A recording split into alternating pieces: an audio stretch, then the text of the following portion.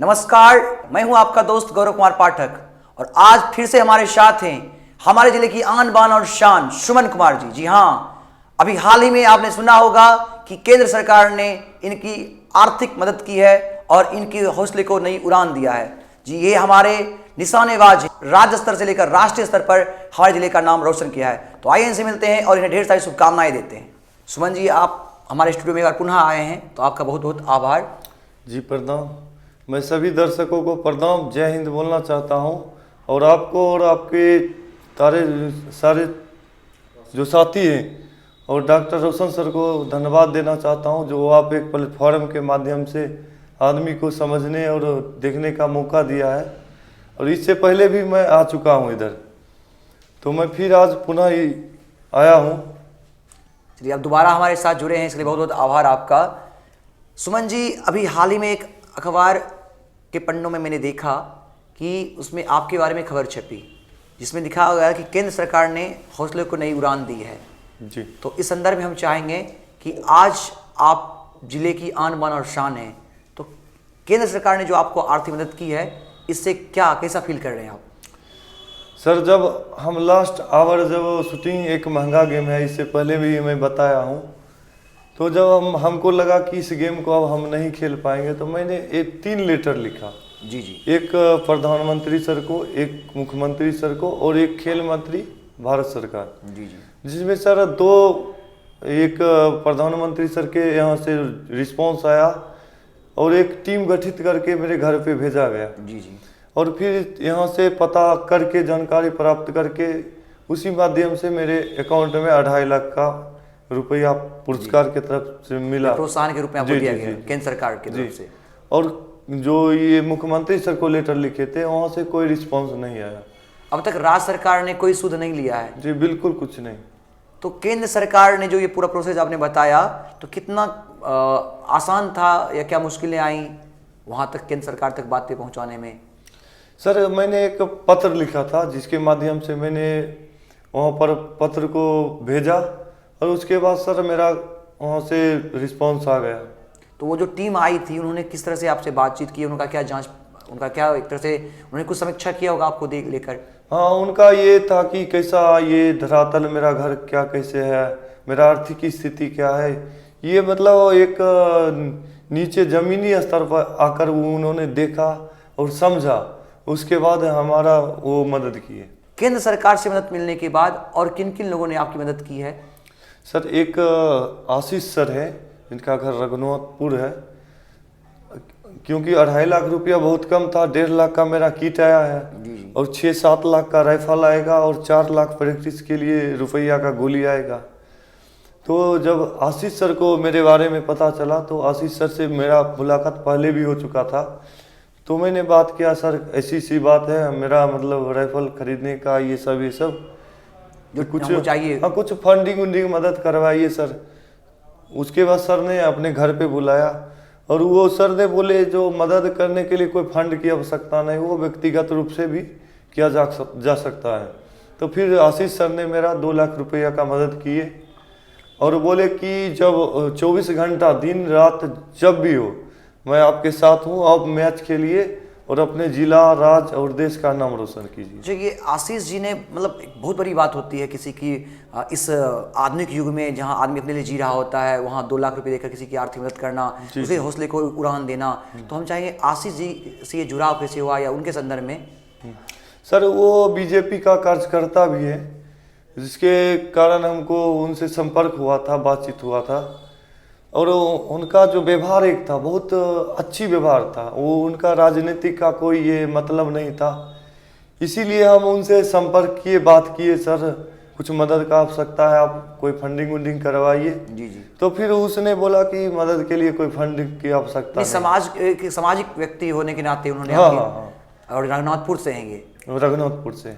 अच्छा, हम आपसे ये जानना चाहेंगे कि अब आर्थिक मदद आपको मिली है, जो निशानेबाजी के खेल में आप हैं, इसमें जो फंडिंग जिसकी बात आप कर रहे हैं, या यूँ कहें कि कितना आर्थिक जो होना चाहिए, तो कैसे देखते हैं अपने आप को?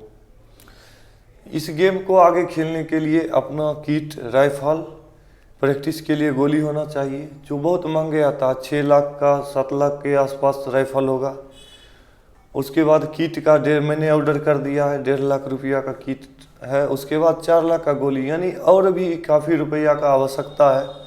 और जो भी समाज सेवी लोग हैं उनके द्वारा कुछ ना कुछ ये दिया जा रहा है, मतलब आश्वासन दिया जा रहा है कि हम लोग आपके साथ हैं। तो अभी थोड़ा मुश्किल है, लेकिन वो भी हमको लगता है किसी तरह एडजस्ट हो जाएगा। तो फिर हम आगे नेशनल लेवल, इंटरनेशनल लेवल के लिए तैयारी करेंगे। अच्छा, आगे की क्या योजना है? मेरा आगे का ये योजना है कि जब फिर राइफल किट हो जाता है तो यहाँ से अच्छा प्रैक्टिस करके स्टेट में पार्टिसिपेट करना, फिर स्टेट क्वालिफाई करके नेशनल जाना और नेशनल से फिर आगे जाना। मेरा एक अभी लक्ष्य है इंडिया टीम में सेलेक्ट होना, जिसके लिए हमको काफ़ी खर्चा आएगा, काफ़ी प्रैक्टिस की आवश्यकता है, काफ़ी मेहनत की ये है। अच्छा, ये जो निशानेबाजी को लेकर आप बोल रहे हैं, तो इस क्षेत्र में, इस विधा में आपको क्या क्या दिक्कतें आ रही हैं? इसमें सबसे अधिक दिक्कत जो आ रही है वो आर्थिक रूप से दिक्कत आ रही है। जी जी। उसके बाद सर प्रैक्टिस, मेरे पास साधन का कुछ जो कमी है राइफल का, इसे मतलब बेहतरीन जो मैं सोच रहा हूँ वो नहीं हो पाता है। तो अच्छा, इस प्रकार का अभी दिक्कत आ रहा है। अच्छा, आपके परिवार में कौन कौन है? मेरे परिवार में मेरा भाई है, पिताजी है, मम्मी है। तो घर का कितना सपोर्ट रहता है इस निशानेबाजी को लेकर? घर, हम किसान परिवार से बिलोंग करते हैं, जो आपको पता ही होगा कि किसान खेती में कितना क्या होता है। तो उधर से घर से जो भी थोड़ा बहुत सपोर्ट होता है वो होता है। बाकी अभी तक जो भी आगे गए हैं, वो मित्र हो या जो भी समाज सेवी आदमी हैं, उनके द्वारा समय समय पे मेरा मदद किया गया, जिससे मेरा हौसला बढ़ते रहा और हम आगे तक बढ़ते गए। अच्छा, आपके जीवन में वह कौन खास व्यक्ति है जिससे आपको काफ़ी मोटिवेशन होता है, जो जिससे आप काफ़ी प्रेरणा लेते हैं? उसमें कुछ ऐसे भी व्यक्ति हैं जिनका मैं नाम आपको नहीं बता सकता हूँ, क्योंकि वो सिर्फ मदद करते हैं, वो नाम से उनको कोई लेना देना नहीं है। और कुछ व्यक्ति है, एक पत्रकार हैं निरंजन जी, जो मेरा समय समय पे काफ़ी मदद करते हैं। मेरा जब आर्ट्स लाइसेंस का था, दिक्कत था, उसमें भी सर बातचीत किए, बहुत आदमी से बातचीत किए, मदद किए। उनसे हमारा समय समय पे बहुत काफ़ी मदद मिलता है। और भी कई आदमी वैसे हैं जिनका मैं नाम नहीं ले सकता हूँ, उनके द्वारा बहुत ज़्यादा मदद किया जाता है। एक निशानेबाज के रूप में आपकी क्या दिनचर्या है? पूरे दिन, मतलब दिन की शुरुआत कैसे होती है, क्या करते हैं? सर, हम सबसे पहले सुबह में, अभी ठंडी का मौसम है तो 4 बजे सुबह में उठते हैं, 5 किलोमीटर डेली रनिंग करते हैं, फिर एक्सरसाइज करते हैं। उसके बाद मेरे मन में सुबह से लेकर रात सोने तक, अभी तो प्रैक्टिस नहीं होता क्योंकि ये कोविड-19 के कारण अभी क्लब उलब में प्रैक्टिस नहीं हो पा रहा है। जी जी। लेकिन हम अपने मानसिक रूप से प्रैक्टिस कर लेते हैं। जी। सुबह से शाम तक, रात सोने टाइम तक मेरे माइंड में चलता है। जैसे शिस्त लेते हैं, राउंड लोड करते हैं, फायर करते हैं, मन में सोचते रहते हैं? मन से प्रैक्टिस चलता रहता हमेशा। अगर कोई दूसरे काम सोच रहे हैं, कर भी रहे, तो फिर भी वो मेरे दिमाग में शूटिंग चलते रहता है। शूटिंग चलते रहता है, दिमाग घूमते रहता है। एक निशानेबाज के रूप में आपको किन से प्रेरणा मिलती है कि जैसे बहुत सारे हमारे देश में निशानेबाज हुए जिन्होंने देश के लिए मेडल जीता है, तो आप भी किसी ना किसी के बारे में सोचते होंगे कि काश मैं भी इनकी तरह बनूंगा? सबसे पहले ये शूटिंग के बारे में हमको पहले भी बता चुका हूँ कि कुछ पता नहीं था। वो एनसीसी के माध्यम से हमको पता चला और वहीं से मैंने स्टार्ट किया। तो अभी तक लगभग हम कोई ऐसा व्यक्ति के बारे में नहीं सोचते हैं कि हम इनके तरह बने। हम ये सोचते हैं कि मेरा एक अलग से खुद का पहचान हो और आगे मेहनत करके हम आगे ओलंपिक तक गोल्ड ले आए।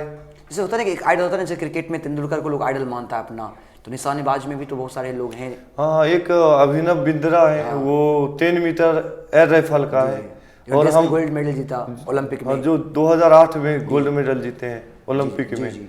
तो हम 50 मीटर राइफल शूटिंग में, 50 मीटर का हमको और अभी आइडिया नहीं है कौन जीते हैं, लेकिन कहने का वो भी निशानेबाज, उन्होंने ओलंपिक में मेडल जीता है और आपने भी उनको कहीं ना कहीं उनको पसंद करते हैं, वो आपको उनको आइडल मानते हैं। निश्चित रूप से हम ये भी चाहेंगे कि हमारे जिले में से भी वो पहला वो व्यक्ति होगा जो देश के ओलंपिक मेडल जीतेगा। हमारी ओर से खूब शुभकामनाएं भी आपको। भविष्य में जो क्या योजना है आपकी? भविष्य में हम अभी आगे गेम खेलना चाहते हैं, ओलंपिक तक जाना चाहते हैं। अगर उसमें हम आगे तक जाते हैं तो फिर मेरा ये कुछ जो मेरे साथ परिस्थिति अभी है, हम सोचते हैं जो भी युवा खिलाड़ी हो, चाहे उस जो कोई भी गेम में है, मैं उसका मदद करना चाहूँगा। क्योंकि मैंने स्टार्टिंग टाइम से बहुत दिक्कत का सामना किया है। मैं चाहूँगा कि मेरे सामने कोई भी ऐसा खिलाड़ी हो जिसको कोई दिक्कत नहीं आए। अच्छा, अपने संघर्षों को बताएं कि क्या क्या संघर्ष आपने किया अभी तक? सर, शूटिंग गेम के लिए अभी बहुत एक लाइसेंस, राइफल का लाइसेंस के लिए आवश्यक होता है, क्योंकि शूटिंग में राइफल का योगदान होता है। उसमें भी काफ़ी दिक्कत आया लाइसेंस लेने में, लेकिन मैंने लग भी भीड़ कर उसको भी किया। तो मैं ये समझता हूँ कि जो भी मुश्किल आता है वो एक ट्रेनिंग है, उसको करना पड़ता है। आगे बढ़ने के लिए जो भी व्यक्ति हैं, जो अभी बड़ा बड़ा व्यक्ति हैं बने हैं, उनको 0 लेवल से 100 नंबर तक जाना होता है। शूटिंग ही करना है, ऐसा क्यों? ऐसा मन में कैसे आ गया कि शूटिंग ही करना है? जब हम कैंप में थे तो एनसीसी के दौरान वो कैंप में एक कोई गए थे दिल्ली शूटिंग से, तो उनको सम्मानित किया जा रहा था। तो उसी टाइम मेरे मन में ख्याल आया जो मैं भी ऐसा बन सकता हूँ या नहीं। तो मैंने कल्पना मात्र सोचा था कि मैं भी शूटिंग में जाऊंगा, लेकिन धीरे धीरे समय ऐसा आया कि मैं उसमें गया और काफ़ी दूर तक, स्टेट लेवल तक, और ऑल इंडिया थल सेना कैंप के माध्यम से सिल्वर मेडल लिया। फिर स्टेट में गोल्ड मेडल लिया, सिल्वर मेडल लिया।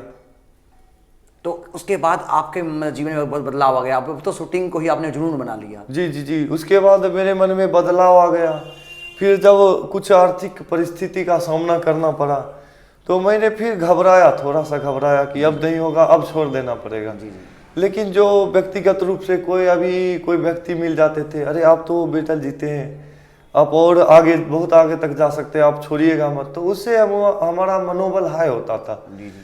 हम ये सोचते थे कि हमसे ज़्यादा हम पे किसी और को विश्वास है, तो उसका हम अपना विश्वास जो है वो अलग है। मैं जो व्यक्ति हम पे विश्वास करते हैं उनका विश्वास को पूरा बनाए रखना है। चलिए, आप आगे बढ़िए। हम चाहेंगे कि जब भी मौका मिले, आप अभ्यास करते हुए अपने, जब निशानेबाजी का अभ्यास कर रहे हो तो हम वहाँ जाएं, वहाँ शूट करें, और ताकि हमारे दर्शक भी देखें कि आप कितनी मशक्क़त के साथ, कितनी मेहनत के साथ निशानेबाजी में निशाना साध रहे हैं। और वो निशाना अभी भले ही आप अभ्यास में साध रहे हो, मुझे यकीन है कि आने वाले समय में हमारे देश के लिए आप मेडल जीतोगे। हमारे पूरी टीम की ओर से, संपूर्ण जिलेवासी की ओर से आपको बहुत बहुत शुभकामनाएं, बहुत बहुत बधाई। जी, हम वो जो रेंज का बात किए, वो वीडियो का शूट करते हुए, तो मैं बिल्कुल प्रयास करूंगा कि मैं शूट करते हुए वीडियो आपको दूं। लेकिन उसमें थोड़ा रेंज पर डिसिप्लिन होता है, उसको ज़्यादा ध्यान रखना पड़ता है। अगर मौका मिले तो कभी ज़रूर दिखाएंगे। जो युवा आपको देख रहे हैं, चूँकि आज एक आदर्श युवा के रूप में हमारे जिले में आप जाने जा रहे हैं, तो जो युवा आपको देख रहे हैं उन्हें क्या संदेश देना चाहेंगे? हम उन्हें ये संदेश देना चाहते हैं, जो भी युवा है, जो एक अपना काम करना चाहते हैं, चाहे वो स्पोर्ट में है, कोई भी इवेंट में हो, वॉलीबॉल हो, क्रिकेट हो, आप एक निश्चित लक्ष्य को चुने और उस पर एकदम अच्छा से जो पूरा मेहनत और पूरा भरोसे के साथ उस पर काम करें। आप एक दिन बहुत आगे जाओगे, बहुत अपना नाम जो है, जिला का नाम, देश का नाम रोशन कर सकते हो। अभी जब आपको केंद्र सरकार ने आर्थिक मदद की तो परिवार में कितनी खुशी हुई? गांव वालों ने क्या कहा?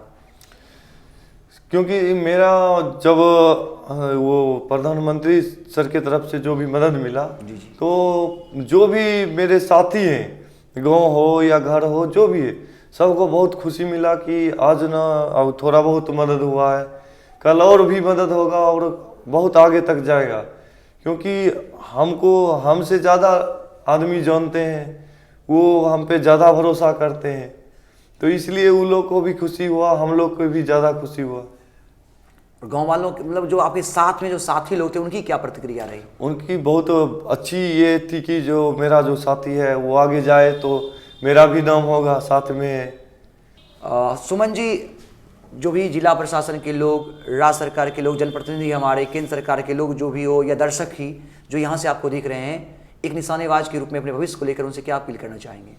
उनसे मैं यही अपील करना चाहूँगा कि हमारा अभी मदद का और भी आवश्यकता है, क्योंकि मेरा अभी जो भी राइफल विफल के लिए वो पूरा नहीं हुआ है।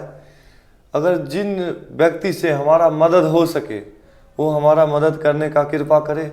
अगर हम भविष्य में आगे जाते हैं तो हम भी वैसे व्यक्ति 10 व्यक्ति को जितना हमसे हो सके मैं भी उसका मदद करूँगा। चलिए, हमारे स्टूडियो की ओर से आपकी बहुत बहुत शुभकामनाएं, बहुत बहुत मैं आप बधाई देता हूं कि निश्चित रूप से आपको भी केंद्र सरकार ने मदद किया है। हम लोग संपूर्ण जिलेवासी की ओर से भी बहुत बहुत ढेर सारी शुभकामनाएं, और हमेशा हम चाहेंगे जो भी दर्शक आपको सुन पा रहे हैं निश्चित रूप से मदद के हाथ आगे आएंगे, और आप सिर्फ जिला और राज्य ही नहीं अंतर्राष्ट्रीय स्तर पर हमारे देश का नाम रोशन करोगे। बहुत बहुत आभार आपका। जी धन्यवाद। हम उनसे जो भी दर्शक हमें देख रहे हैं, जो जिला प्रशासन या जो भी आदमी, हम उनसे ये अपील करना चाहते हैं कि कोई भी व्यक्ति हो उसका आप समय पे जो भी मदद की आवश्यकता है मदद करें, उनके साथ मिलजुल कर काम करें। और अभी काफ़ी हमें भी मदद की आवश्यकता है। आप लोग से निवेदन है कि जिससे जो हो सके वो हमारा मदद करने का कृपा करें।